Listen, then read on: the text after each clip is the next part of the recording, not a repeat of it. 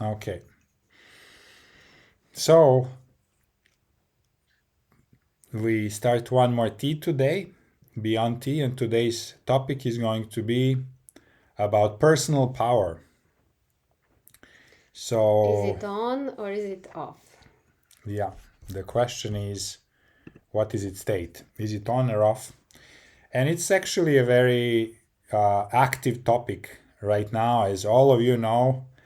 It is, the movements in the world are challenging very much our own notion of inner power, and we are kind of faced with this decision.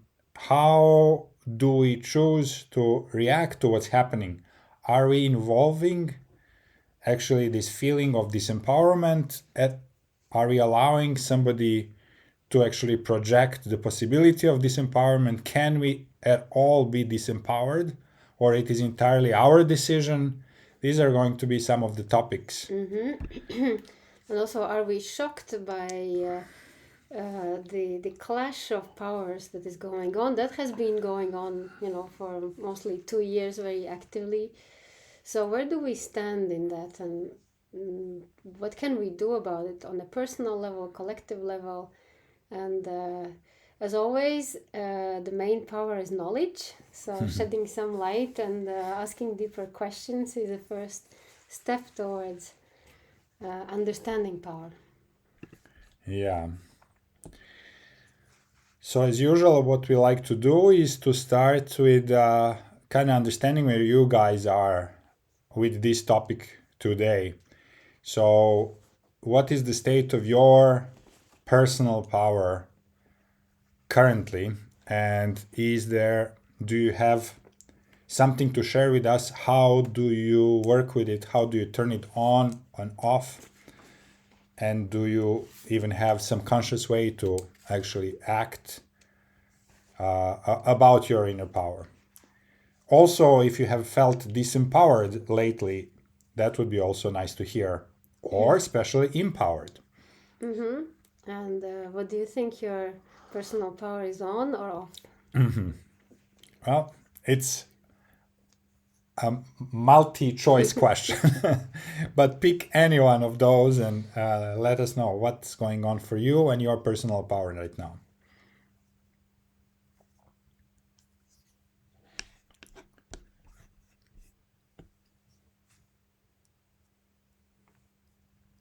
Yes, Hannah, please unmute. Um, feel, wait, I hear myself double. Go ahead. Okay. I feel lately that it's been more activated again. So it was kind of a 2-month period where it was not, I didn't feel disempowered by something or someone. I just felt little energy, little power. And so it's coming back the last one or 2 weeks. And probably, I don't know what the pendulum would say, but I would say that I'm operating at maybe 70%. And it has been increasing little by little over the last 2 years, but not like in big jumps as I wanted it to. And I don't know, but for some strange reason, it seems like it's preparing for like a bigger leap, and not just for me, but for everyone, as what's within you happens around you. Mm-hmm. And so I don't know, I feel quite calm about the topic of power, because I think nothing can ever take away your power. And whatever is going on in the outside world, with war, with COVID, whatever, it's an inner choice. If you want to feel disempowered, it's not really something can make you be that. It's something that maybe an alter ego or an entity inside of you which would feel, oh, someone is taking my power away. And so I'm very curious what you guys have to say, and yeah, what to do to bring the full 100 or maybe even more percent of power. Because what I, over the years, which you also have been recommended, is like when you do physical exercise, to dedicate that to either transmuting resistance or weight or heaviness or something. But I guess there might be even more like a fast track. So I'd be curious to hear what you have to share about that. Mm. Yes, exactly. So now, Hannah, that you have said it all, we can close the session and I'll go home. No, no, no, We no. have no You're so issues bad. whatsoever. So much. Yeah, you're completely right. Like you really nailed the feeling of what the inner power is about, and yeah, we will look deeper because it's one of the most empowering. Uh, one of the ways to get to comfortably access our inner power is understanding what it is and understanding where it is, how to kind of summon it. Of course, it cannot be given away or taken away or anything, but where is it sitting and how to activate it? That is the question that we will explore. Yeah, but thank you for having such a deep, Resume. yes, and understanding of how it works. Who else would like to share what is the state of your inner power these days? Yes, Eleonora, can you please unmute? Yeah, hi. I want to add, I guess, the first thing that came to my mind was like, and what I'm choosing to do right now, like it's a choice more or less. So that I don't watch TV, so that I don't get disempowered or helpless, and this kind of like I know where it gets me to, so I choose not to do it. So, yeah, and that helps. Like, okay, I don't do those things, so and I feel okay. So and I feel more acceptance into what's happening. Something like that. Yeah, Yes, thank you, exactly. Eleonora. Thank you for actually pointing out TV and As a source of disempowerment. Yeah, yeah, like, you As know, as we as we and scrolling the whatever apps. exactly. Doesn't matter nowadays. It doesn't matter. Yeah. Yeah, actually, the reason why it doesn't matter is that, like, the forces that are wanting to collectively disempower us are using the same source, the same syndicated source of pool of information which they throw out through different medias. So whether it's like social media, TV, press, anything, it's owned by two companies. So And it's as we discovered that it's about the programming, yeah, TV programs, yeah. So they program, well, that one idea of helplessness, of injustice, and taking sides basically. So good choice. Keep good choice to keep stay away, stay away from those. yeah, to turn off the source of poison. Exactly. Anne. Yeah, well, for me, it's a funny way. It feels like the more crazy the outside world goes, more powerful I feel inside. It's like a very funny feeling. It's usually like a few months before I'm like totally I can feel something is happening and I feel very not empowered. But when I know it's happening, I actually feel powerful because I know it's a purification space. The truth is revealed more and more. So for me, it's kind of knowingness, and I know something is actually happening makes me feel powerful. I hope it makes sense. This is very Yeah. interesting. So interesting to hear it. Thank you, Anne. That once that actually the real thing starts happening, that you actually start feeling more empowered. Very, very interesting. Do you have any insight about how it happens for you? Why is it so that you feel more power once that it actually starts showing itself up at the surface? um, Not really. I just feel that my field knows that something is going to happen like a few months or something before, and I feel totally horrible because I don't know what is happening, but I just know something will happen. So then it kind of relaxes me. Okay, this is it, but my field was kind of preparing me for. So then I know that my field has prepared me for feeling that few months ahead. So I feel empowered because I feel that I have the tools to go through that, because I've kind of went through it in a micro level already, in a sense. And yeah, it's quite difficult to explain, and I'm not fully know how it's actually functioning, but yeah. And for me, whatever is happening, it's a purification. It's the truth comes out, so there is a peace, some kind of peace in that. I don't want people to die or disasters to happen, but something is moving. Yeah. Okay. Thank you. Actually, I think I understand it better when it's in this state of preparation for something to happen, when it's this calm before the storm. That's where you're feeling that something is about to happen. But once that it starts, almost like then you're kind of we're in it, and then you get back to your state. It's interesting to try to feel how you feel about it. So thank you for sharing. Very, very cool. Would anyone else like to share? What is your state of inner power and how is it affected by current events?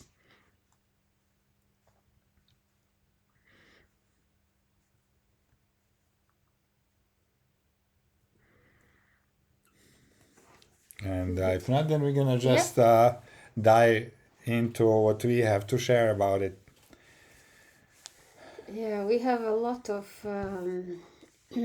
angles to look at what that power really is.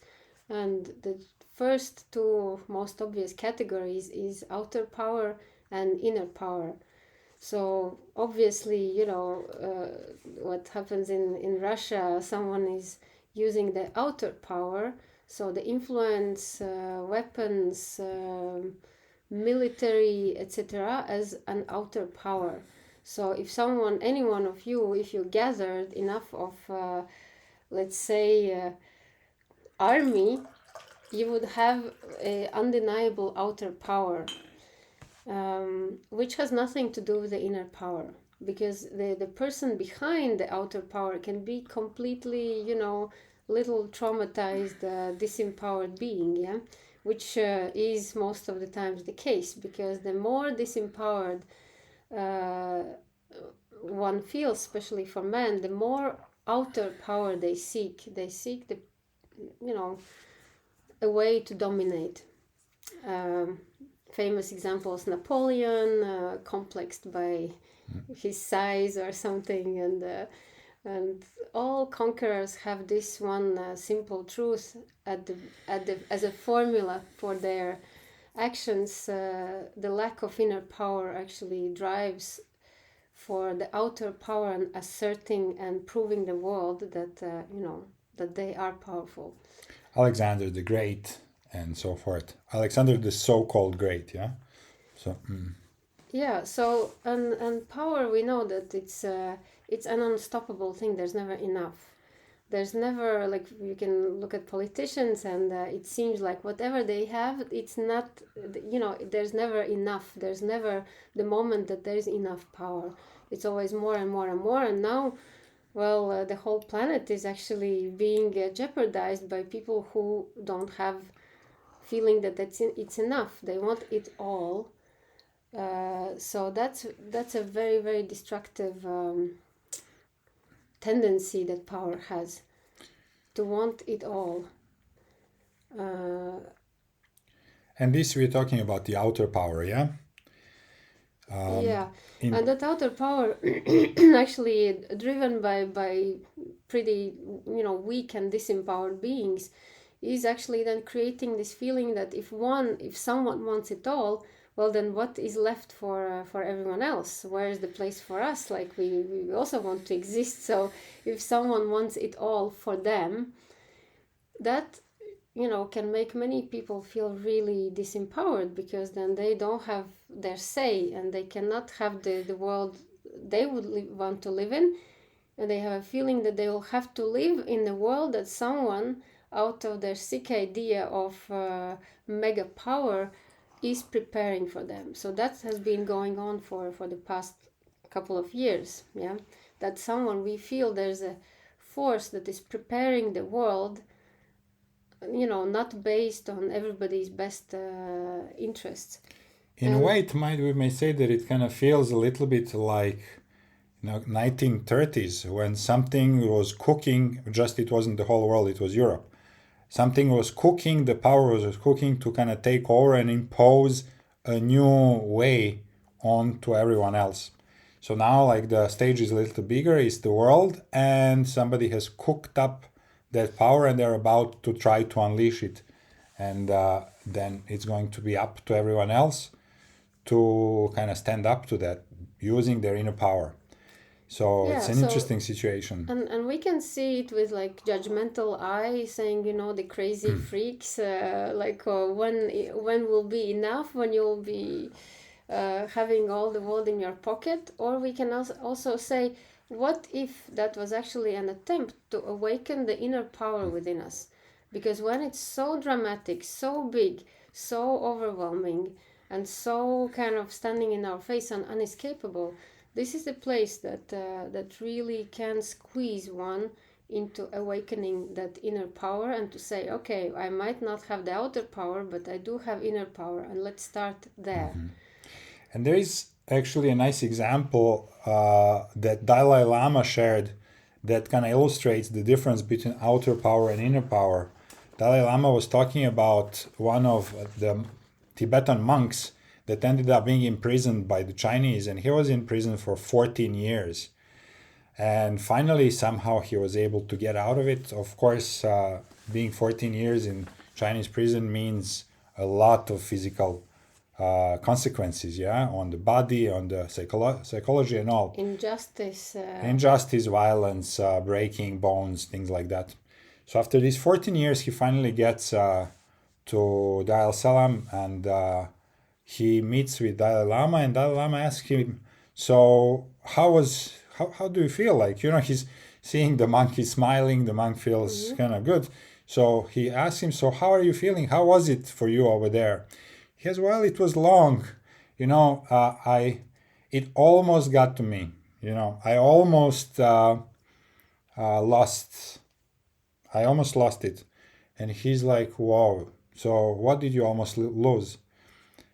He expected to see, I almost lost life, I almost lost integrity of my body. He says, I almost lost my compassion for the Chinese. So that's the illustration of what inner power is. In the face of worst possible circumstances, the guy has the strength of having the compassion for his oppressor.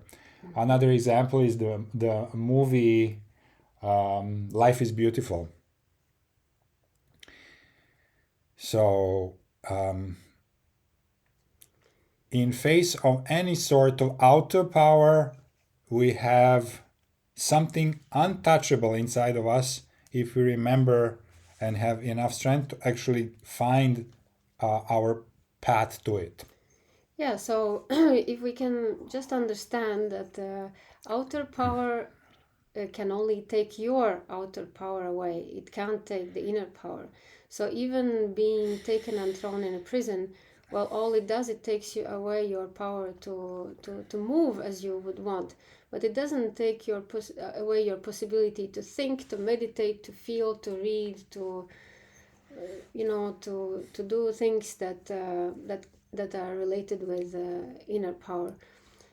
So, but because it's not very clear where is the boundary between our inner power and outer power, then it looks pretty scary to many of people. And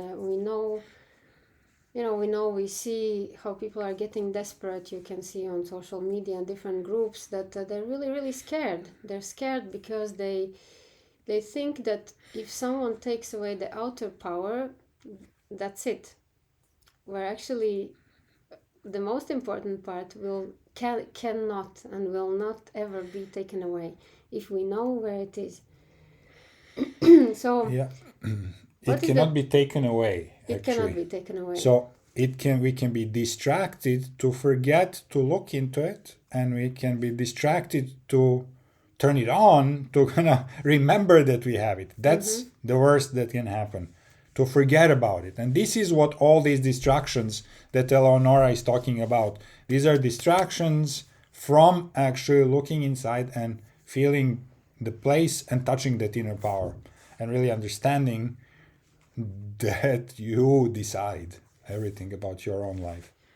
Yeah, and well, we've been fed the superhero or just hero movies, or the good guy versus bad guy, and then the good guy, we always feel it, but kind of for the good guy when the final battle with the bad one happens, and we are built like that we will always want the good guy to win, and we can't wait for the moment that the bad guy stops kind of existing. And that is ingrained into our subconscious as a mechanism, yeah.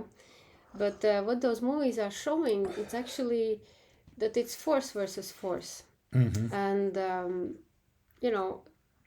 in reality it doesn't really work that way, because what is the power, real power? Personal power is an attitude. It's nothing more than an attitude on how you look at the situation, how you make decisions in any given moment.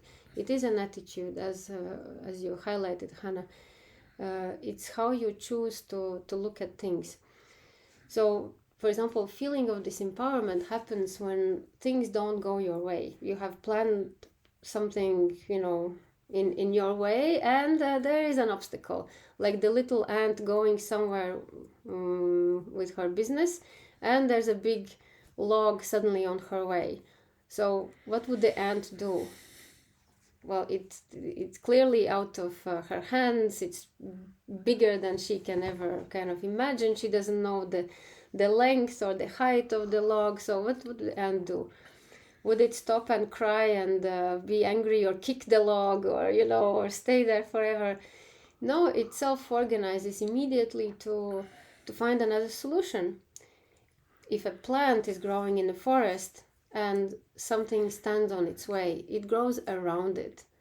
So everything in the nature actually adapts to any obstacle.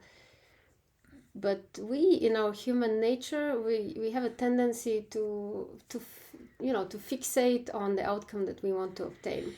And that is the first step, how we disempower ourselves, by not being able to give up our ways, our plans, our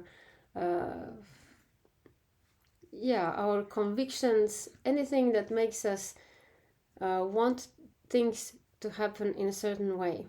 That's in a very way, important. Yeah. inflexibility of the mind.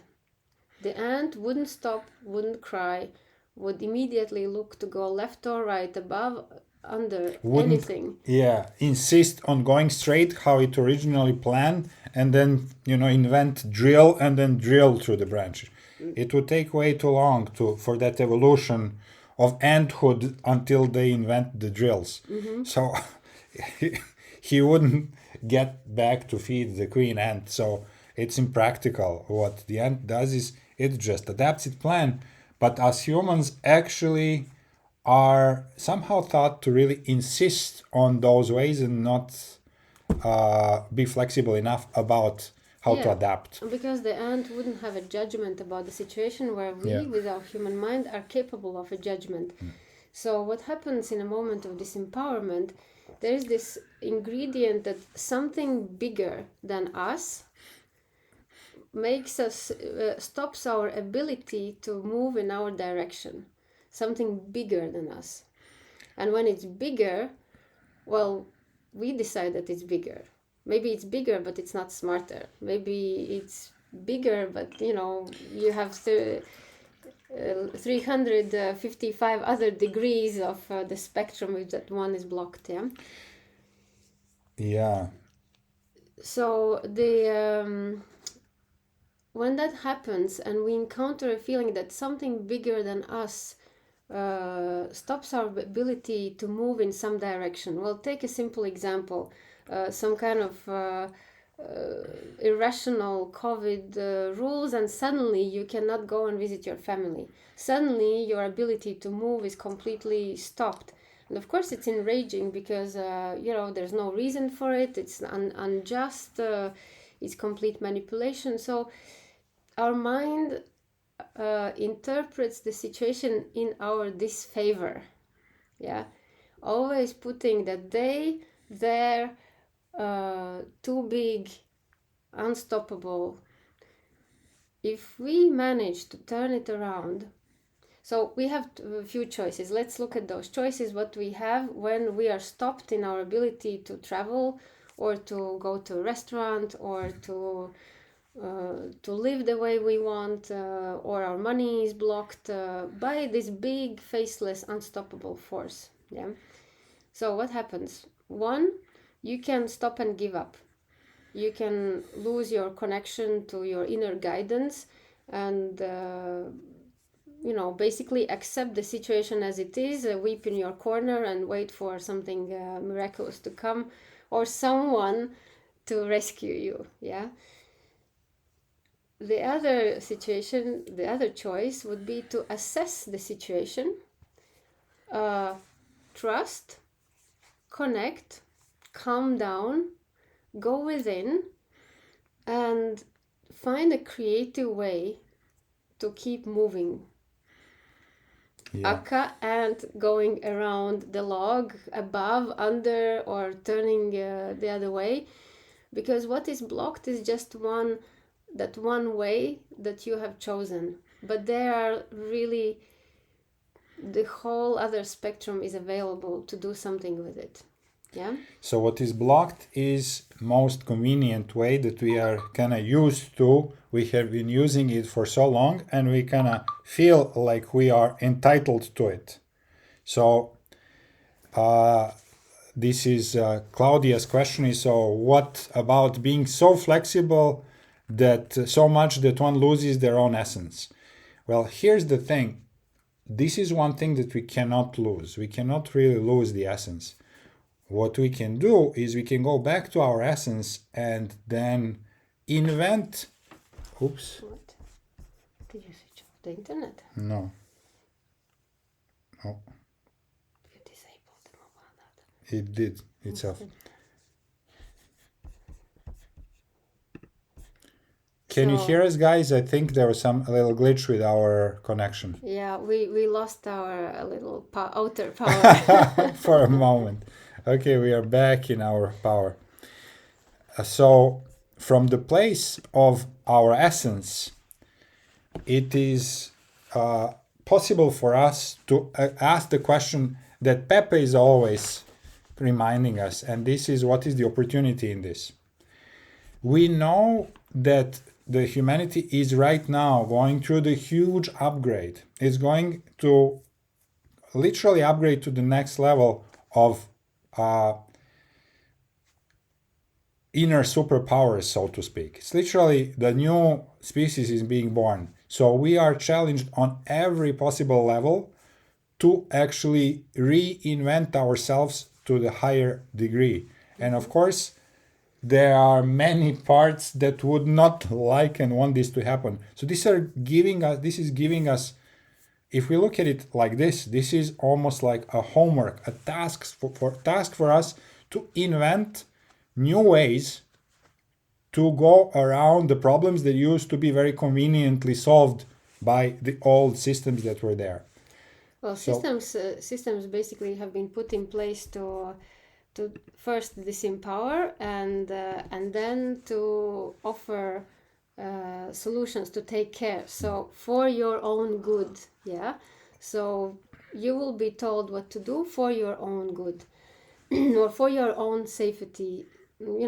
I was advised to put a white plastic fence around my pond for my own safety. Mm-hmm. Yeah, and I was threatened with sanctions and other financial consequences if I didn't do that for my own safety. Mm-hmm. So, well, the whole establishment has gone way far and above, but the way it has historically happened, always the strongest takes it all, and it is somehow ingrained in our subconscious and genes that anyone can take away everything that's sacred to you at any moment. And that's the fear that is latent within every human being, that at any moment something bigger can come and take away what's the most precious in your life. So that's why if we did have all collectively access to our inner power, none of this would be possible. What we see here is right now in the world as of today, none of that would be possible. So how to get there? And we can look at the qualities of empowered and disempowered person. And it also goes not only for political situation, but for relationships, for any kind of other interactions. So empowered person usually helps, supports, and guides the other, and does not really comply or adapt or please, because of no need to do that. No need to do that. You know your way. You know what you're where you're heading. If things don't go your way, you just get creative and turn around and find another way. So obstacles in general for empowered person are even more empowering, because they will find a way that they wouldn't think of before. So keeping that attitude of everything that happens in my life gives me opportunity to figure out new ways is number one, empowering attitude for daily activities. A disempowered person, on the other hand, blames, judges, and expects everyone else to comply. So making someone to comply because of lack of inner power is what we see very, very often in relationships, in friendships, all around. If you look very closely, the most despotic partners are the ones who are really, really weak and powerless deep within. So this empowered person can have active expression or passive expression. The actively disempowered person will be aggressive, cursing, forcing, throwing tantrums, bullying, or pairing up with other kind of gang to feel stronger in a pack. Yeah. The passive disempowered person would be sulking, not speaking, having emotional manipulation, making another one feel guilty, criticizing, whining, and putting others down. If you encounter anyone who is trying to put you down, well, and you can actually straightforward imagine that why are they doing that? Because they really do not have any personal power, and they need to assert in whatever illegal ways their power over someone else, because the feeling of being disempowered is terrible. It's like a dark abyss, and it's very, very scary for people to feel disempowered. So by all means, legal or illegal, they're trying to cover that abyssal feeling of non-power.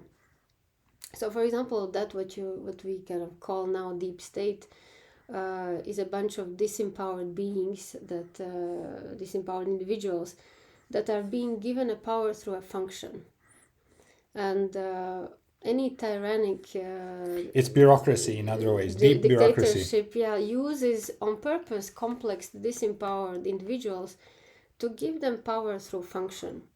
Well, you have all encountered some kind of immigration agent or someone who has really power over your papers, and they do not hesitate to show you that they do have power over your yes or no, about your visa, about your about your money or anything else. So for us it goes as far as the post office guy who has a power to let you in or not 1 minute before closing the door, and they really enjoy disempowered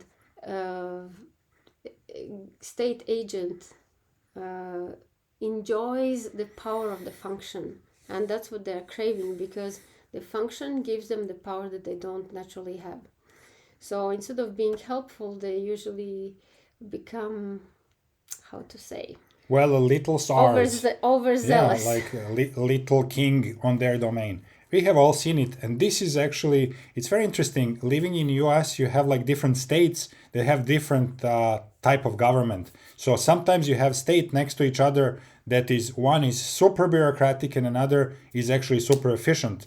And like when when I had to get a building permit in, for example, Washington D.C. versus Virginia, you would get completely different treatment at those counters, because at one place you have really bureaucratic, little, powerful uh, bureaucrats who will actually exercise their power and kind of insist on little things, and you actually have to go and kind of give little gifts, little compliments, little kind of favors in order to get your papers sorted out. On the other hand, you had very business like, very efficient machinery in the other of those states, where you just they go down to the business, they answer to you in an email. It's working super flawlessly. So like literally 10 kilometers from each other, there are two completely different ways of an institution.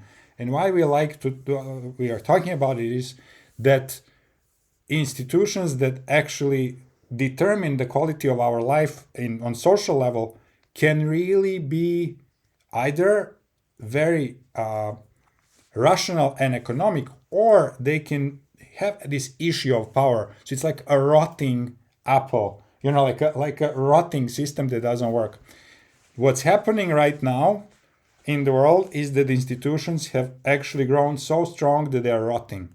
And it is apparently in our destiny path to reinvent how we do that and how we translate our individual power onto like the economic and functioning collective power. This is something that we completely need to reinvent. Yeah, because this dysfunctional power grows through every level of our life and interaction and society. There's no way to escape it, because structures are not organic. They are not customer or human friendly, except private businesses that do try and make the effort. So this big change of the ages will be exactly about this collective power, like collected power, which means taxes, and that your money goes into some kind of faceless monster that then does what they want to control you even more. So this can no longer exist, because it will crumble upon itself. It has reached its limits. It has sucked all the power out of people, and now it has to crumble. So this transition, that might look quite terrible and quite scary, is actually for the greater empowerment of the individual. So from collectives, we will turn into sovereign little collectives of beings, that where everybody's talents, needs, capacities will be respected, and whatever interaction system will be user friendly, human friendly, and actually will have the human being at the center of the attention. So Yeah. we can I would like to highlight also this education, that we understand that I was also the first one to pull my children out of disempowering school system, where actually that's what was threatening to kill the creative spirit of a little 7-year-old one, by the system and angry, tired, non-motivated, Say what you did disempowered actually. teacher. So Evia took her children from French school system when they were second Well- grade and took them to Bali into the green school.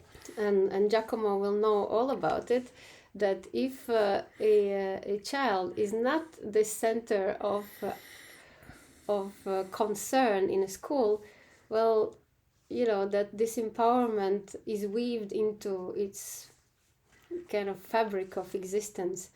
So the new education will absolutely be child-centered, taking into consideration their personality, their needs, their capacities. And this one that standardizes and actually actively disempowers, it has been designed that way, and it's time for it to crumble and go.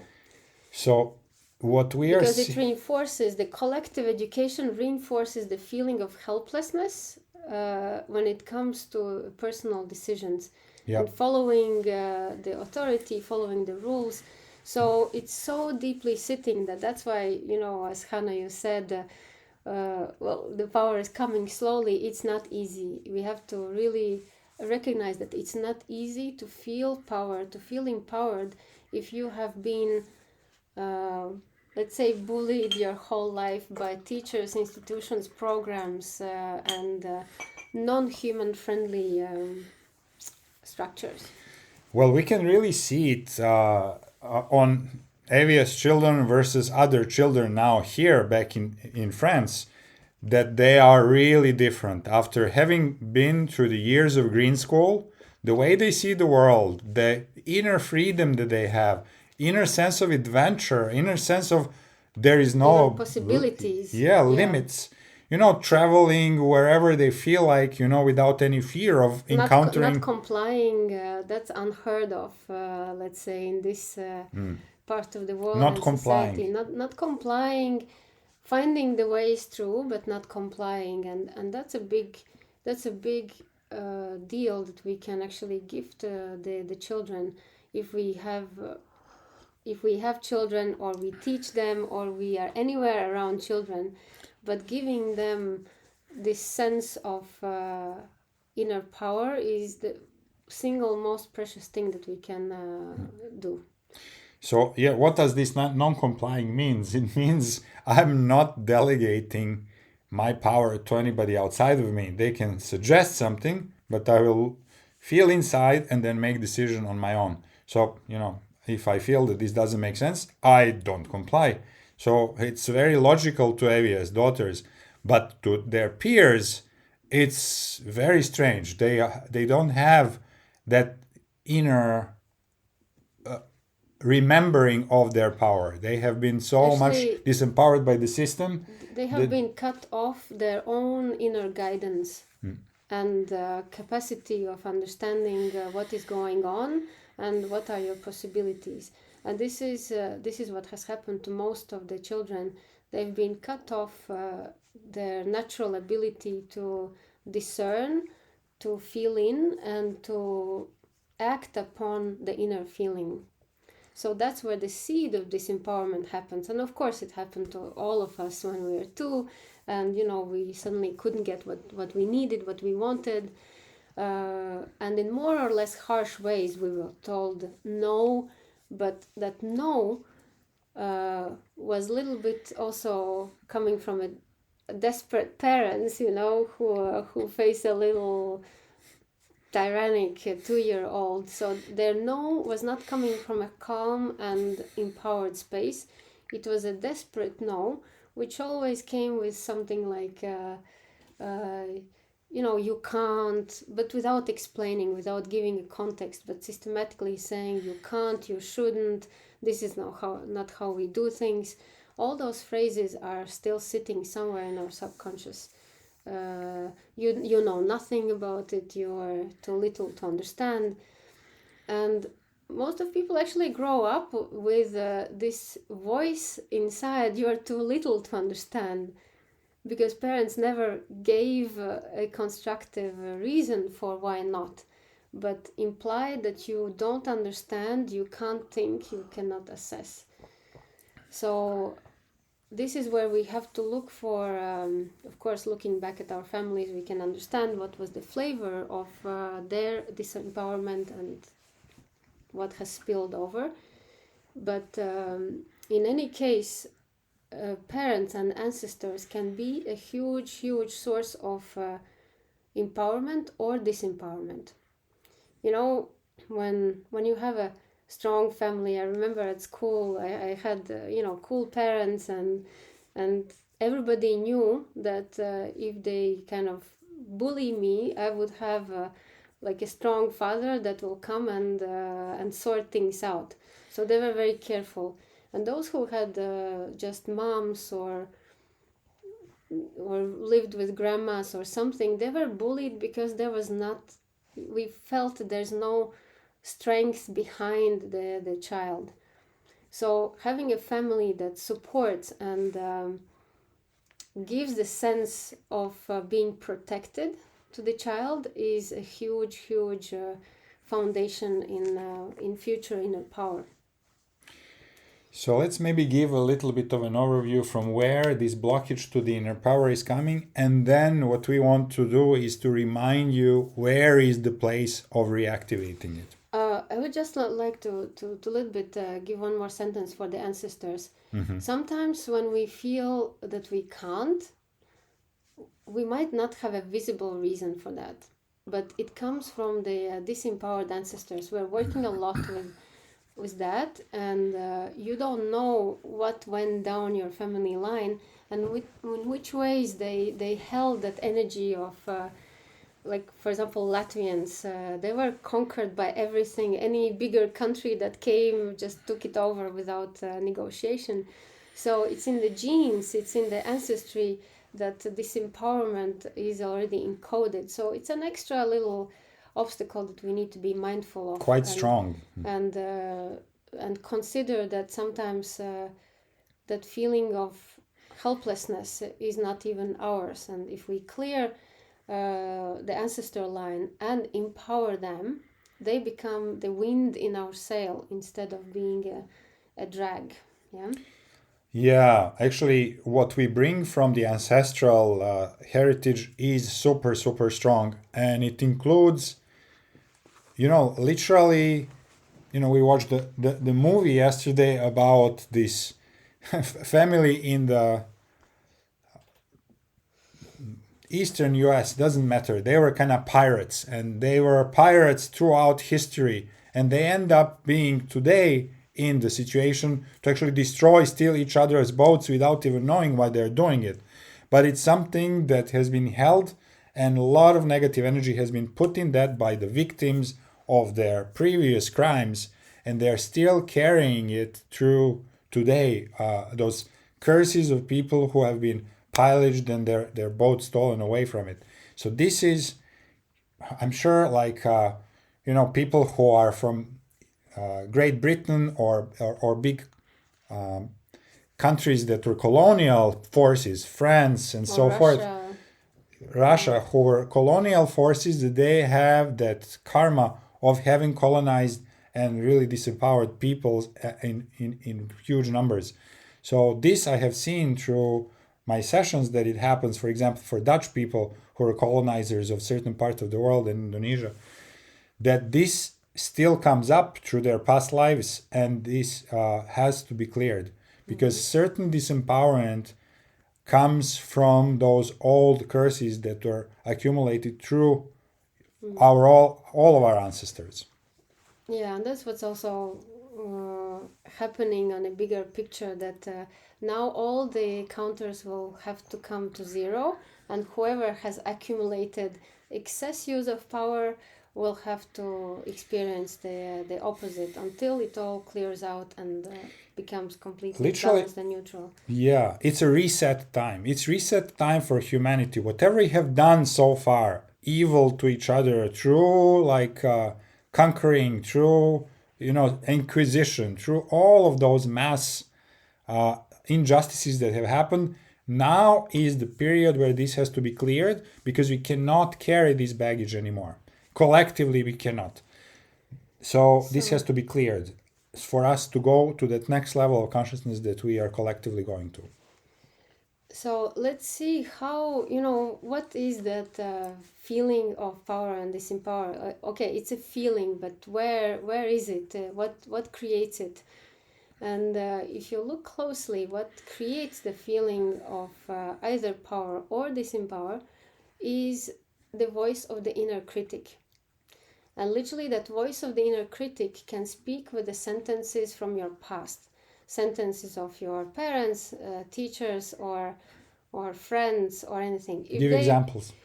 yeah, like American culture has very kind of positive and encouraging, like whatever you draw. I saw it in school for kids. They make a little pasta necklace, and moms are, oh wow, like, oh, this is amazing, this is like supreme artwork. And they were very kind of positive and infusing the child with oh, you did something. Support. Yeah, the support. So and then that the next time that the child has to perform something, he has this trust in himself. Or actually, if being repeatedly told how not good at something you are, that Yeah, voice, you don't know how to draw. Don't even try, like, what do you mean? Like, you're gonna draw something. Come on, give it, like, do something better with your you're time. not trained in this. So those who are afraid to sing or afraid to move or something, there's this inner critic that speaks in the head saying, you are not trained in that. You don't know how to do it. And you don't know how to do it is not your own quiet assessment of things. I don't know how to do it. It could be, yeah, I don't know how to do it. I'll try anyways. But if that turns into disempowering, I don't know how to do it, so I can't do it, well, that comes from the voice of the past. And if you really slow down your train of thoughts when you think that you can't, oh, I can't find a partner. Well, so many girls with little strong characters have been told, you will never find husband because you're so nasty. And those voices still kind of live somewhere. And You are when it too comes much. You are yeah, too you're too this. much. You're too loud. You're chewing too loud. I don't know. I was told that my stomach makes noises and nobody will kind of be willing to be with me because my stomach makes gargles or something. I love noises of your stomach. That was like, and I was seriously kind of considering it, like, but then I dropped that complex because I could seriously not do anything about Plus, it's complete fantasy. That doesn't even happen. So, yeah. but this is how of course our subconscious is loaded with those Disempowering commands, disempowering literally. commands. That's Yeah. what it is. It's like hypnotic commands that we don't even know why we are repeating them anymore. They are somewhere in subconscious. They have been, well, also they criticized your voice. Evia sings so beautifully. I love when she sings, but somebody in school told her that, like, Well, the teacher her told voice that, is like something. I don't know what. that if I speak like a mouse, nobody will ever hear me because I was shy, so I couldn't express myself very loudly. And that phrase, it actually, I took it as a truth. So it blocked any further speaking for many years, let alone any kind of singing.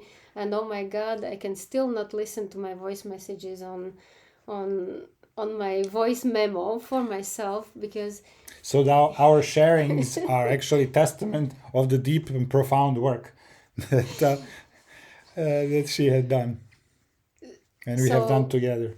Commands, disempowering commands that rule our lives.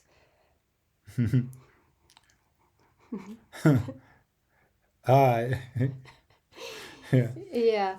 So where does the personal power come in? Actually, if we can't help but be loaded with these disempowering commands, then the personal power would be to control the expression of subconscious mind and consciously reprogram it into however you want it to be. Otherwise, your subconscious mind will just drive you around and make you do or not do things as per these commands. Yeah. So its personal power is the energy we use to enforce our decisions. And if we can summon enough of that energy, then we can choose differently than our first reaction would be. So let's say, oh, I'm afraid to sing because, my voice or whatever. Well, the personal power would say, well, that's what you think, you're going to do it anyways. So when you can actually tell yourself, I'm going to do it anyways, you create a new pathway that was not there before, and that starts creating a new reality. Anytime that you manage to claim any area of your life that you couldn't do before because of something, or that you didn't feel comfortable because of something, anything where you can actually with your conscious mind do it differently, will override automatically these underlying conditions. And we do need to have this inner power to control our subconscious mind and to eventually reprogram it in our advantage. So this a little bit forceful attitude that I will do it anyway, it's like a temporary step. It's the temporary step towards the state. Ultimate state is we connect to the source and we really feel our power because it's there all the time. Until we are there, until we are building and kind of rebuilding, reminding ourselves to the channel that we have connected to the sun, connected to the center of the earth and our heart, until we really completely feel it, we can actually remind ourselves by what Evia has just explained. Ultimately, though, we will just connect to the sun, to the center of the earth, feel our heart, and really feel that we are joyfully, kind of curiously engaging with life. And that power is inherent in us. Once we remember to connect like this, if we feel it in our solar plexus and in our heart. So you understand that the personal power is energy driven and directed by the mind. Yeah?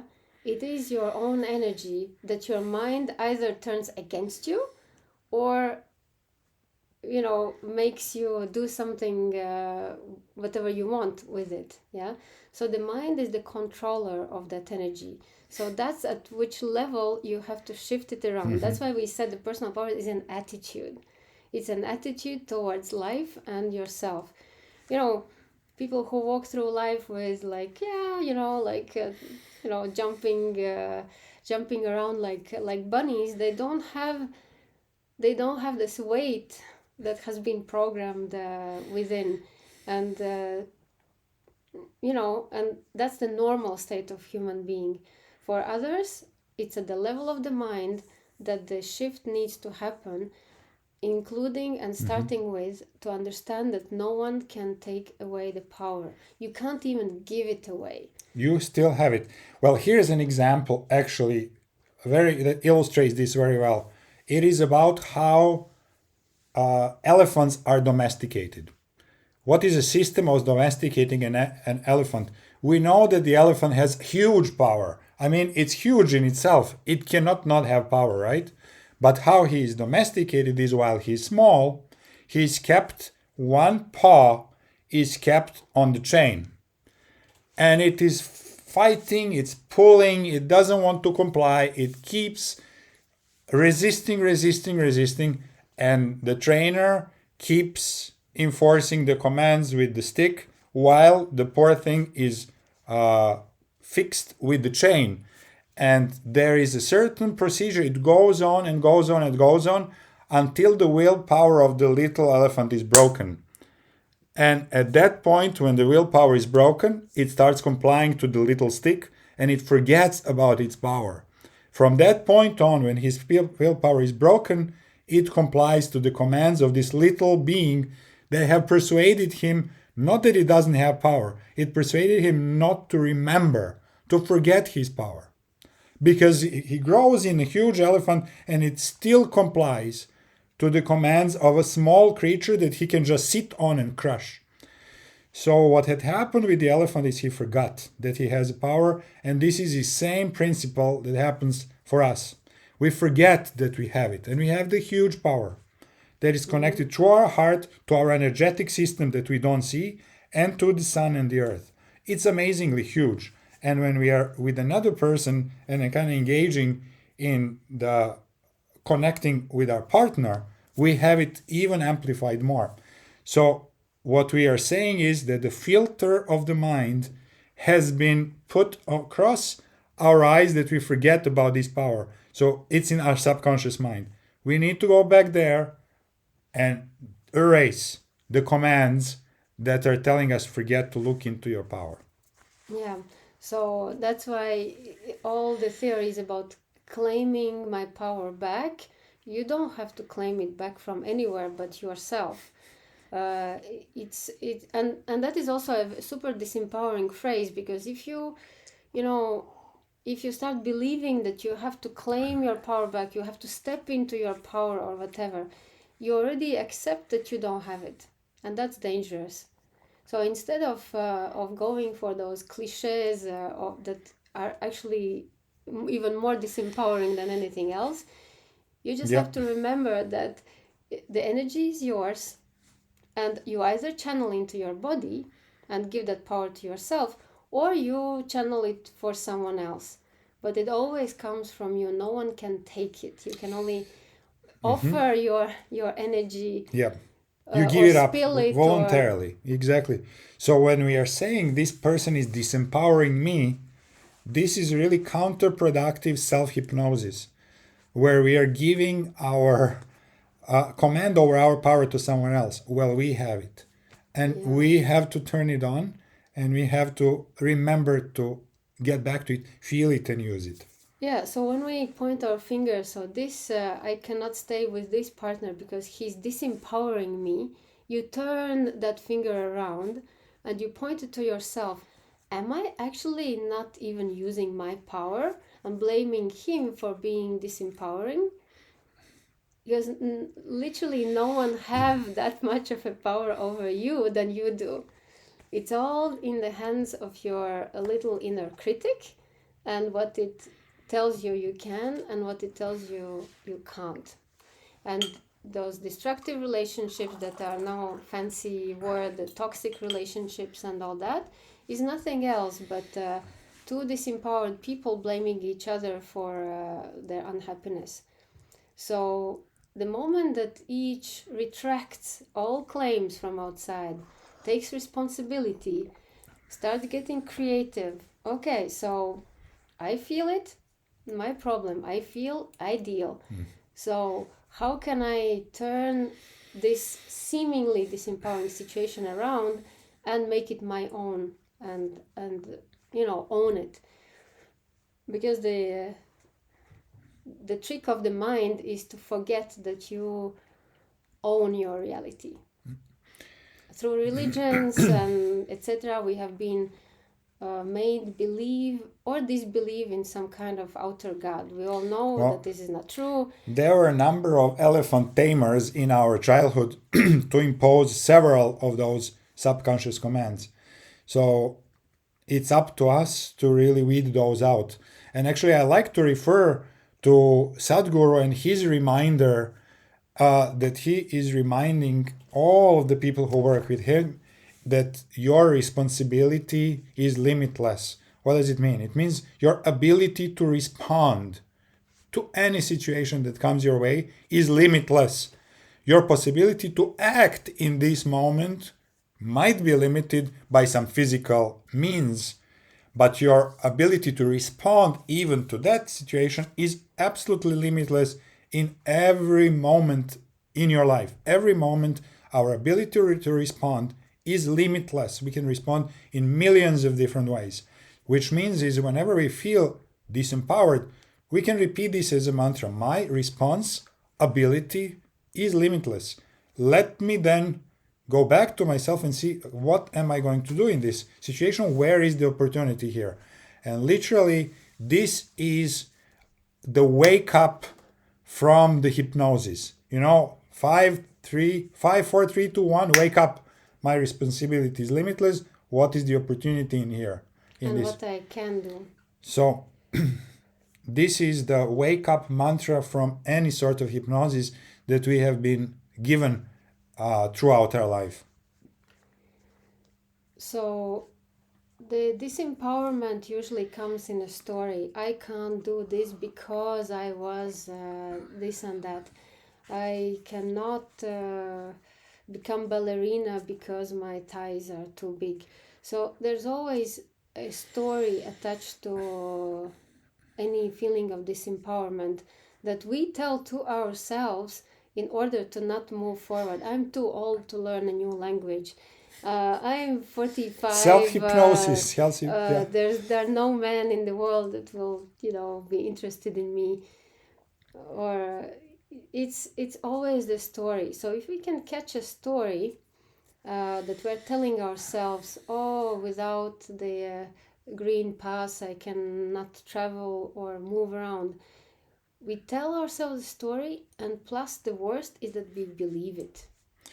If we believe our own story, we are done. We're completely done. Well, also, if we believe the stories from outside, we didn't invent the hypnosis command of green pass and all of these things. This is like, psychological war, but it's coming from the outside. But, the trap is when you actually start believing it. So we have to catch our own self-hypnosis and attempted hypnosis from the outside, and it is rampant. It's a beautiful, actually, training ground to understand in which form hypnosis can be sent our way and build our shield of, no, I'm not hypnotizable. I'm going back to my responsibility is limitless, what is opportunity here, and what I can do. Yeah, because the mantra that disempowerment goes by is what you can't do. Remember the ant encountering the obstacle? So your plan has changed and you've been denied access to something that you had before. Yeah. So it always implies this: you can't this, you are not allowed, you are prohibited, and to whichever degree they want to enforce it, they will use stronger and stronger word: denied, prohibited, which are just words, etc. So if we believe the words and if we believe the story that they tell, well, that's where that energy that could benefit us as our inner power is channeled into the words and into the system, making it even stronger. So the opposite of that is not, obviously we think the obvious would be the rebel, but the rebel is also a sort of little subculture of disempowerment. Yeah, rebellion, it's good to remember. Position of a rebel is a victimhood position. So if I'm a rebel, I am a victim. Angry victim. Exactly. So it's never really empowering position to be a rebel. We cannot solve any situation from the framework of that situation itself. This is Buckminster Fuller has stated this so many times. It's impossible to solve situation from the framework from which the situation arose. What we need to do is invent the higher framework that will make all situation obsolete. So this is how we solve things. So like really being a rebel and kicking with forehead through the wall, it's not gonna work. What will work is inventing something that makes all systems obsolete. That's how we progress. This is the evolution. So then when we encounter, now we will get really practical.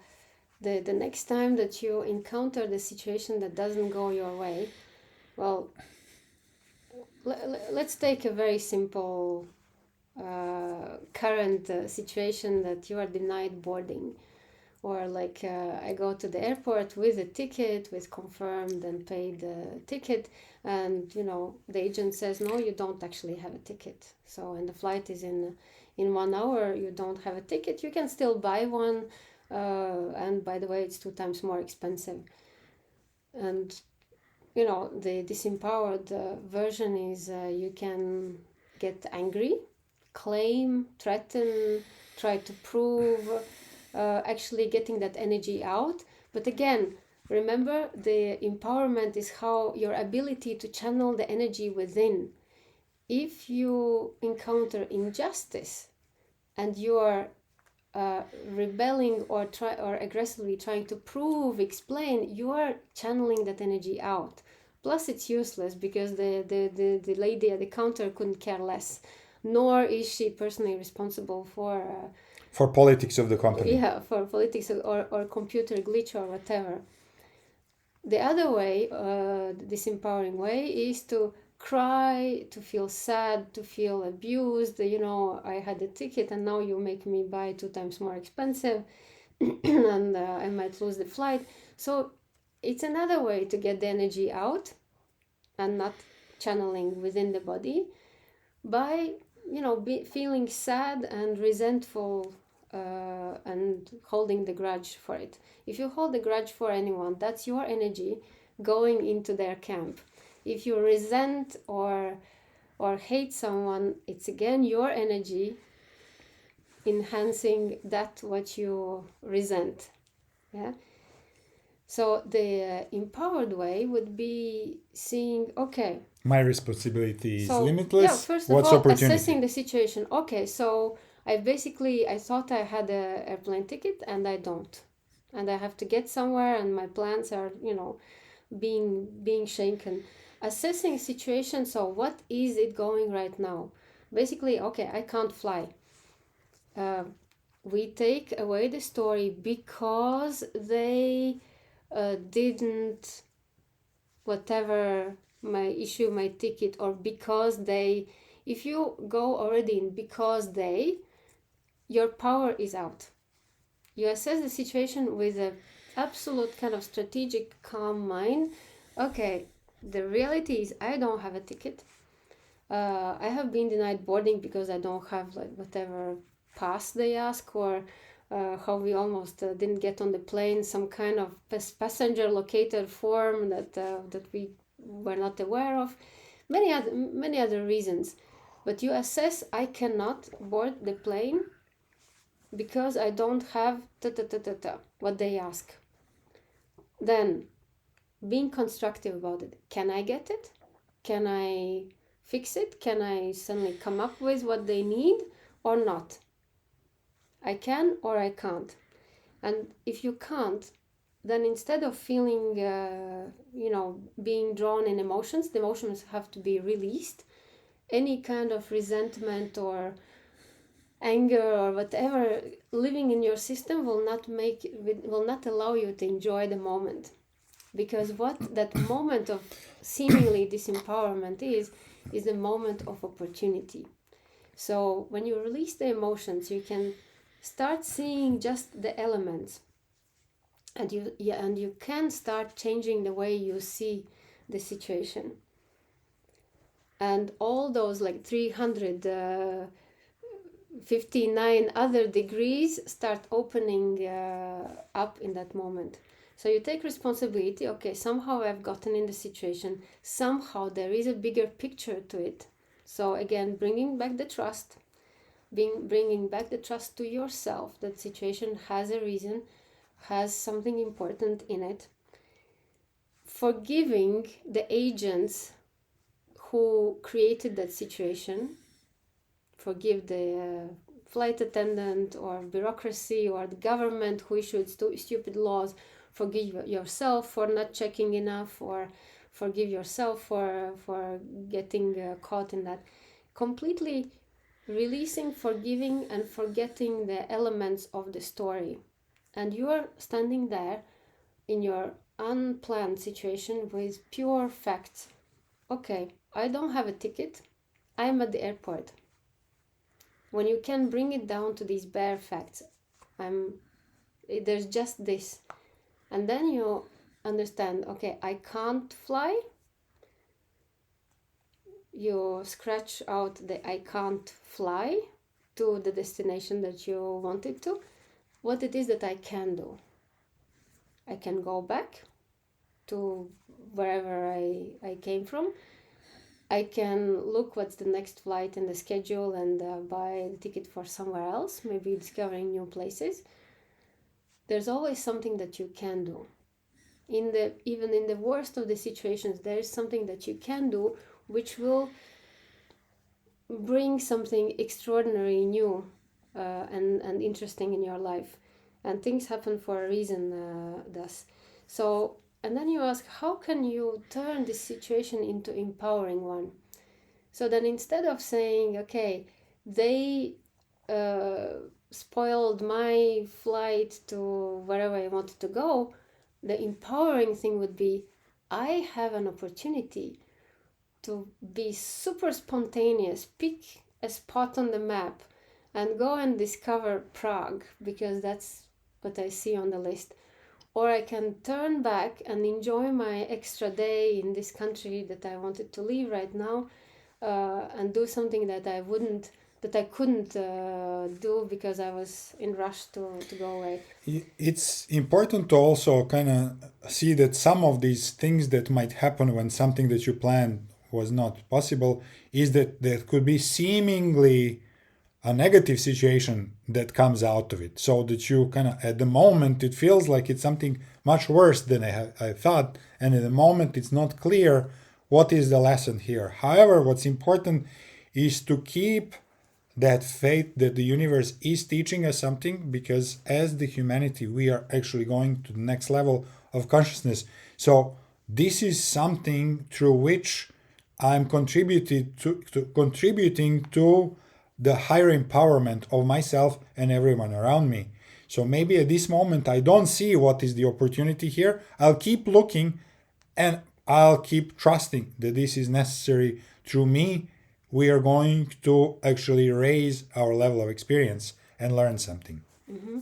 So what is asked from us in this situation is to be creative. And that's the only point of a disempowering situation, is Seemingly disempowering. how to access your creative abilities. Yeah, if you are in a disempowering relationship, how can you turn that around? How can you make it into what can we into learn your from strength? this? Mm-hmm. What can you learn from it? What you always ask, what you can do.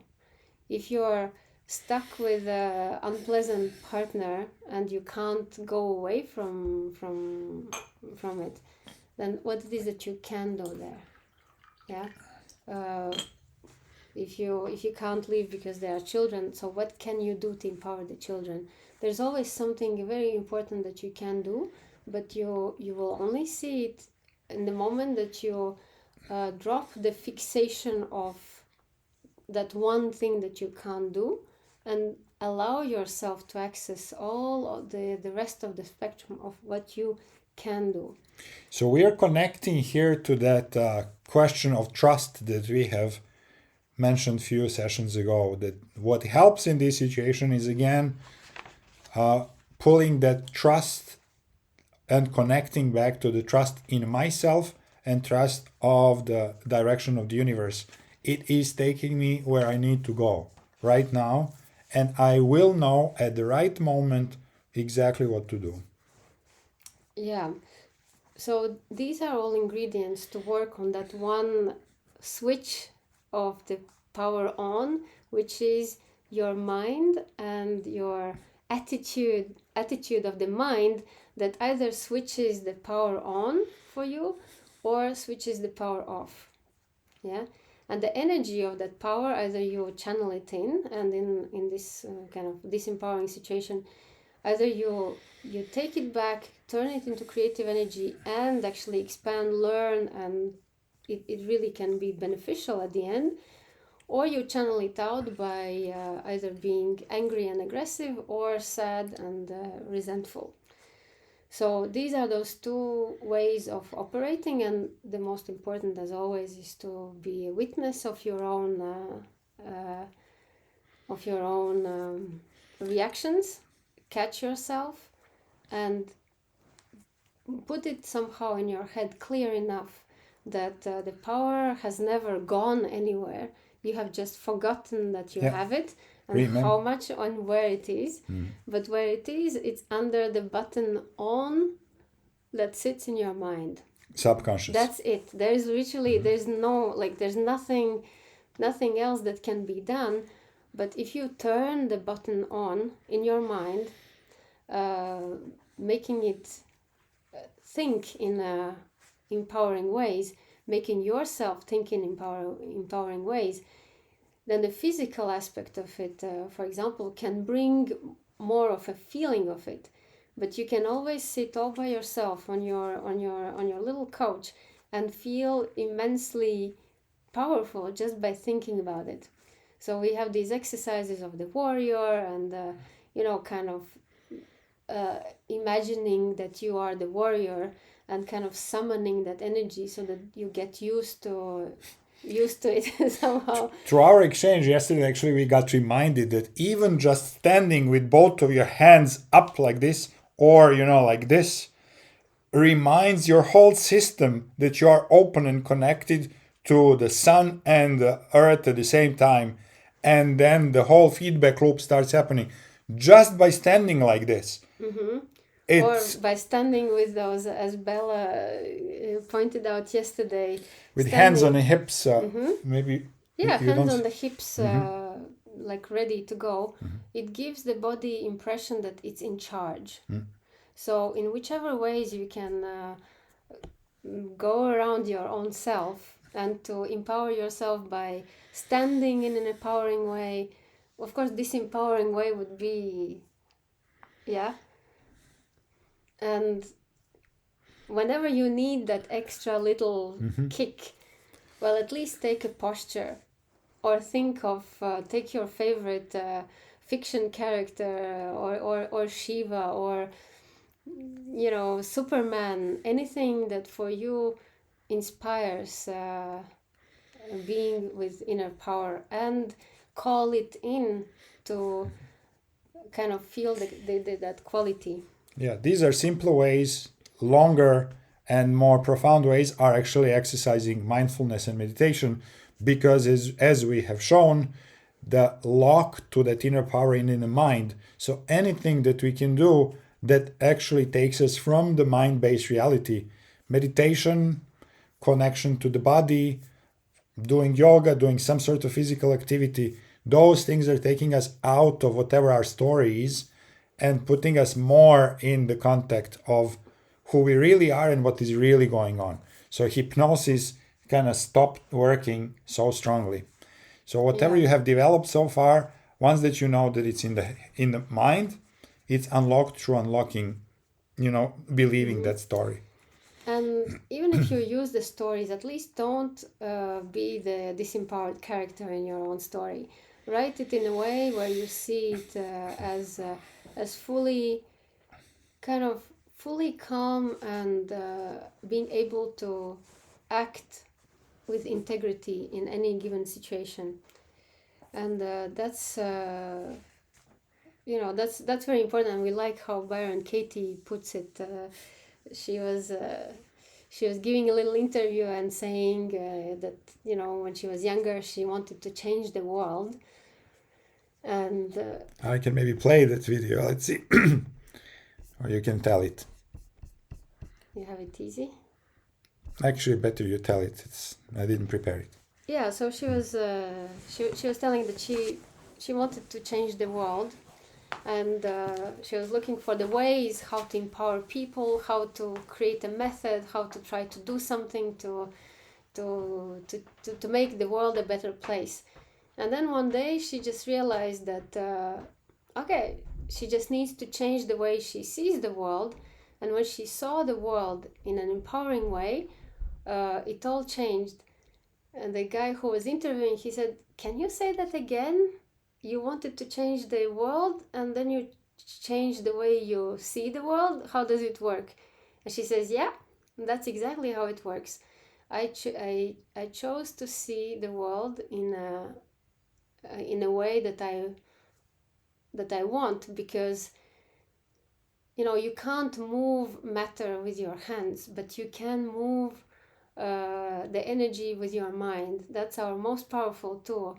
And if you understand that our mind is our most empowering and disempowering tool on a personal and on a planetary level, if we all come together and think about the world in from the space of inner power, we can literally beam it into existence in no time.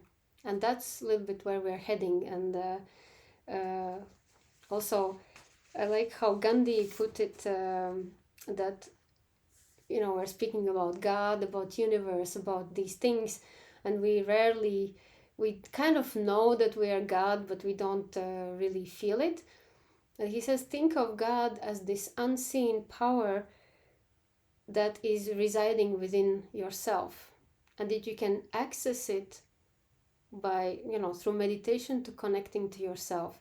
That's where it is. That's where the supreme ability to act resides, and it's entirely in our hands to access it.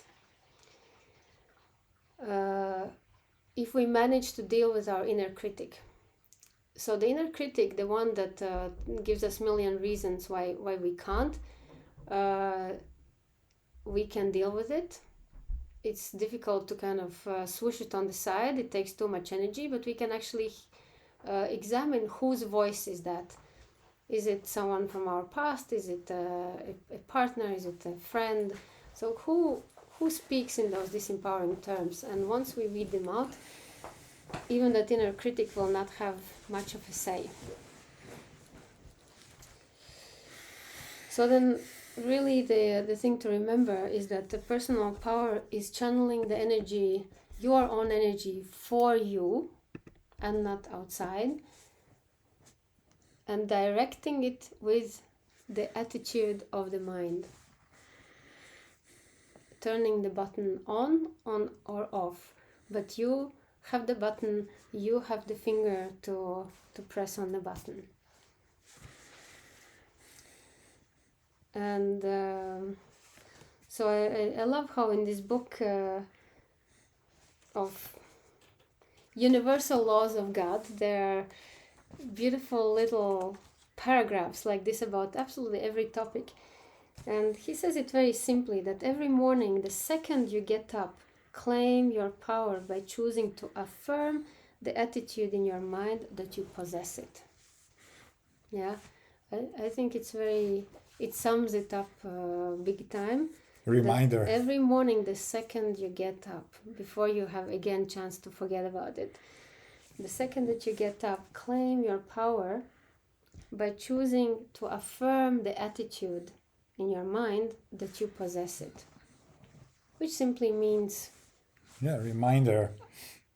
The power is and has always been there. It's mine to use. It's my own energy directed by my mind.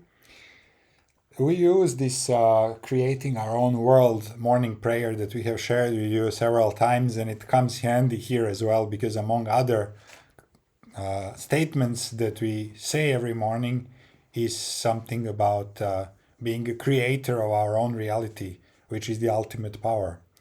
We create our own reality. Yeah, and the more you place yourself in the middle of your empowering story, the more you will actually see and feel it. And when you don't kind of quite believe yourself, really sit and feel it in the body, or do some kind of empowering moves. The warrior moves or elephant moves or anything that feels or feel like a tiger, because in the nature, like, the whole idea of having or not having power is completely only human mind based, because in the nature there's nothing that has that concept. So even the smallest creature that everyone is about to eat doesn't feel disempowered. It just knows the rules of the game and is adapted, knows how to hide, knows how to survive, and is prepared for life in that kind of setting. So I would like to conclude a little bit the topic by this a little story that amused and made me think years ago, where it's a joke, but there is a truth in it, that God decides to play joke on humans and say, okay, let's take their power away and hide somewhere. And so he summons all his angels and asks, so where do you think we should hide that power, because we don't know what they're gonna do with it. And the angels say, oh well, bring it to the highest mountain. It will take them time to get it. He said, yeah, they're determined enough. They can crawl to the tallest mountain. They'll find it there. So how about dropping it in the depths of the ocean? He said, no, well, with time they'll even find a way how to get to the deepest corner of the ocean. And the third angel says, I know one place they will never look for it. Hide it in within themselves. So that is a little bit our human nature, that we're looking for those things everywhere to a great extent, except in the most obvious place under our nose, which is within ourselves. Inside.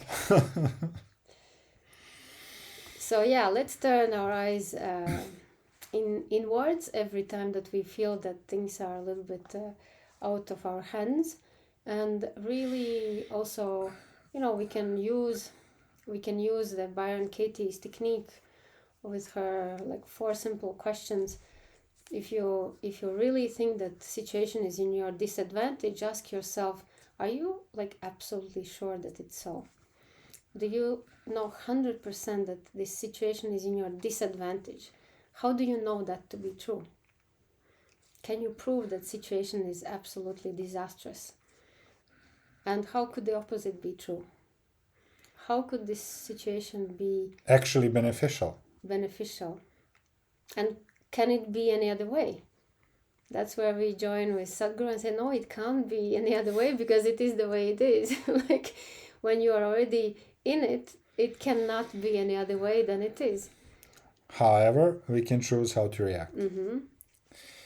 So there you go. It seems simple. It's seemingly simple, but it's super, super important. It's one of those. So we talked about trust. Then we talked about self-worth, and this inner power is the third in this big trinity of levers to create the new reality for us and to go to the next level of consciousness. They are really some of the most important points that we have to insist on using and not forget about them. Yeah, trust is an inner love affair with yourself and the universe. Self-worth just doesn't exist, and the power has always been there.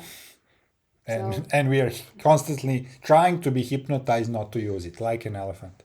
So that's how complicated it is. So yeah. That's a speed pack of all the ways how to look at the power. So if you have any questions, we have some time left. Yeah, any comments, questions, anything like that? If you had something that you came to the session with that we didn't answer, anything is very welcome. Yes, Fabiana. Can I just share something magic that just happened? Yeah, exactly. Sure. I was really here integrating all of this talk, and when things just start sinking it, we know them, but they just sink. And then talking about power is really the power of the words and the vibration. As you were talking, I was here working on my mind and on the vibration and all of that. And there was this news that I was, waiting for a while, and, every time I would enter in this website, it wasn't there and it wasn't there. And now I was I know it's going to be there. That's it. It's going to happen because I decide that it's going to be there. And I swear I just opened the thing and it was there. So thank you for creating the field of vibration and spreading it, and it's real. Well, this you just put in one sentence that power of creating that we're so much talking about, because you do actually create your reality.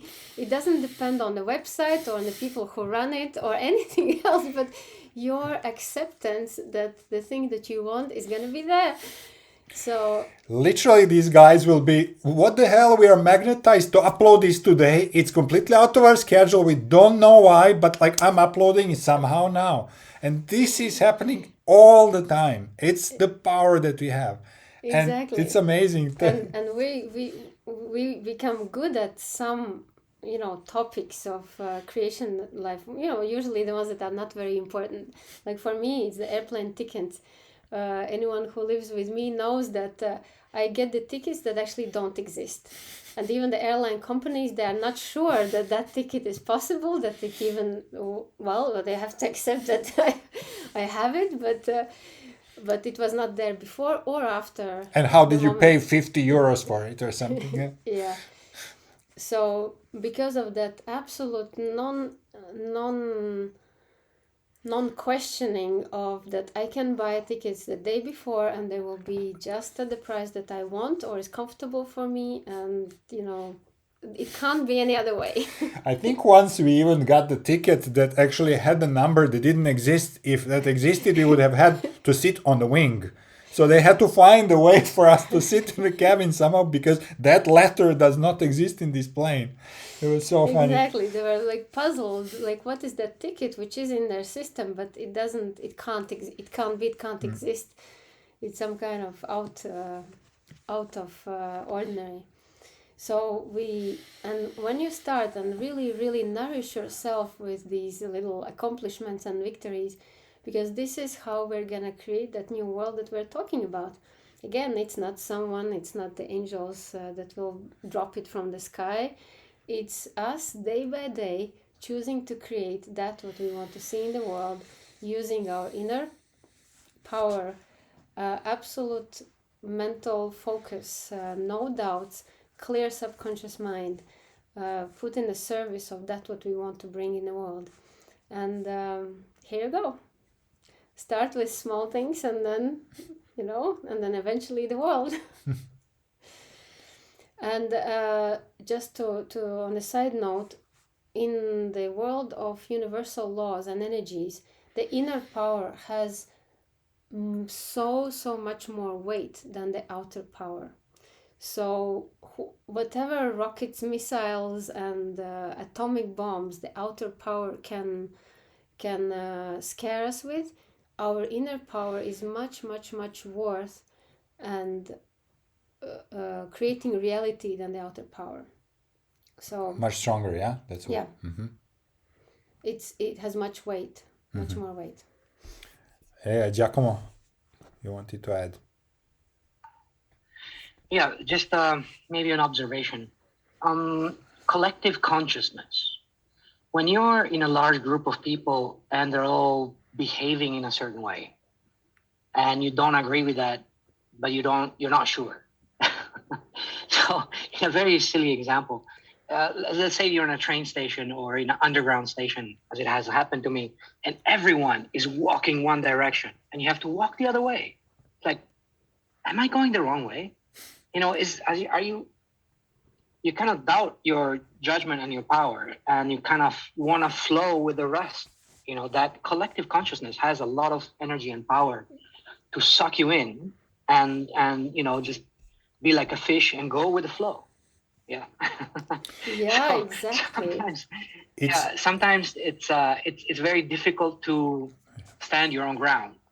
Yeah. And it becomes you become full of doubts because everyone else is going that way, but you have to go this way. You know what's going on? It's a beautiful example, Giacomo. And what's really important to kind of be aware in those situations is that there are two levels of collective consciousness. One level of collective consciousness is this higher consciousness that shapes the actions and future of the whole humanity. And there is a lower level, which is the tribal level. So what you're talking about is tuning into the lower tribal level where our lives have been threatened if we go out of our flock and our tribe. So we need to kind of be able to discern the two. And especially when in crowd situation, because actually what would happen, if you're connected to the higher consciousness of the humanity that shapes the whole bigger picture, and you stood really kind of in this attitude of I exactly know what I'm doing, what would happen, the crowd would go around you. So you would stand in the middle of the crowd and they would, without even thinking and knowing why, they would just kind of go around you and go on their way. And you would stay standing like that. The key is this inner knowing.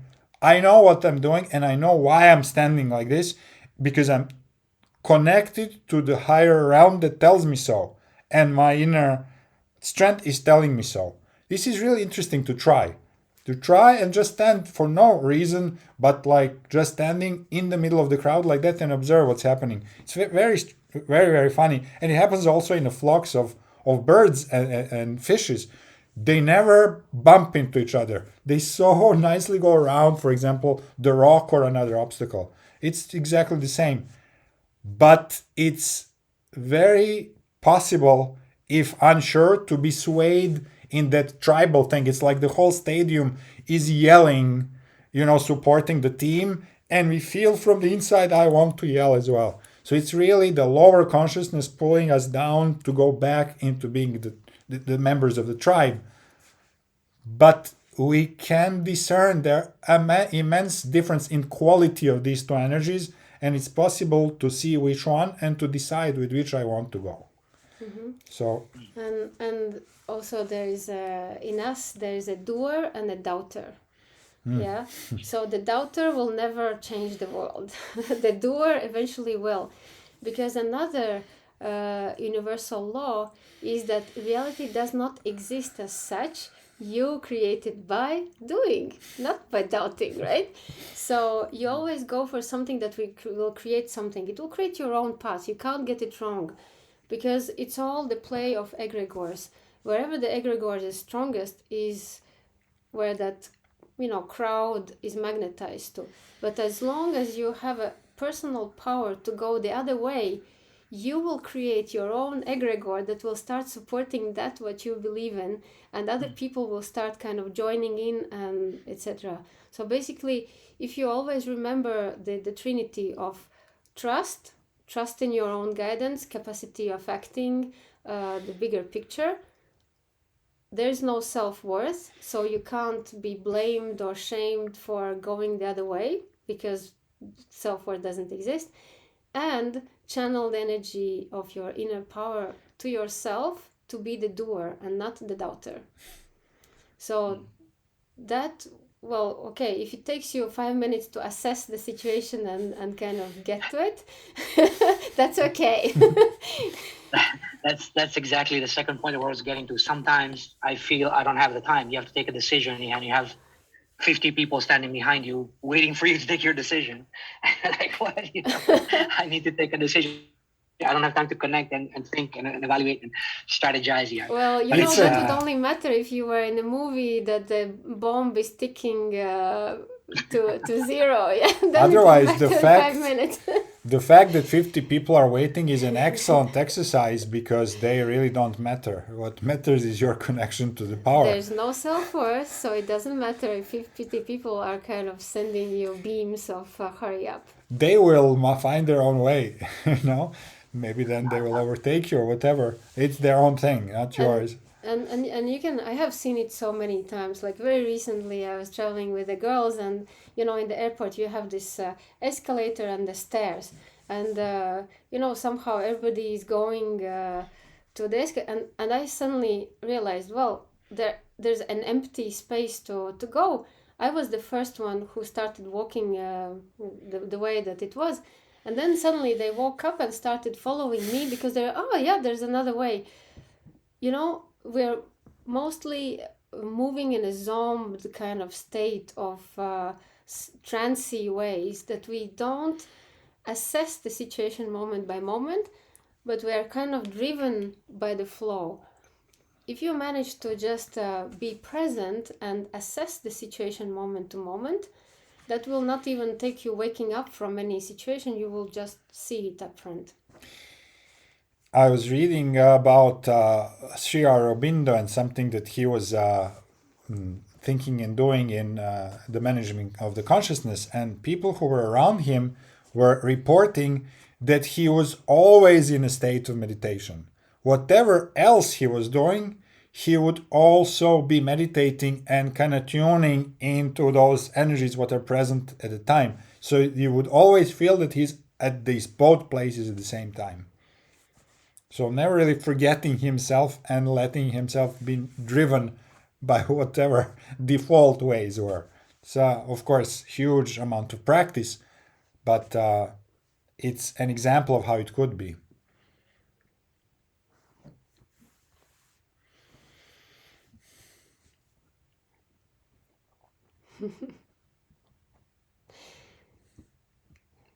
Anyone else would like to add anything or? Jive, if you want to say something, then unmute yourself. Oh, no. Okay. Good. I thought you were speaking. Well, then looks like it's all very clear, and let it sink in, and most importantly, let it grow within you. Play with it, and as Hannah said, that she would mostly need to increase the volume of the inner power. Well, that's also in your hands. If you want to increase your own inner power, well, understand that it's mostly driven by your inner masculine polarity. So doing the deciding and acting upon it, this is increasing the inner power.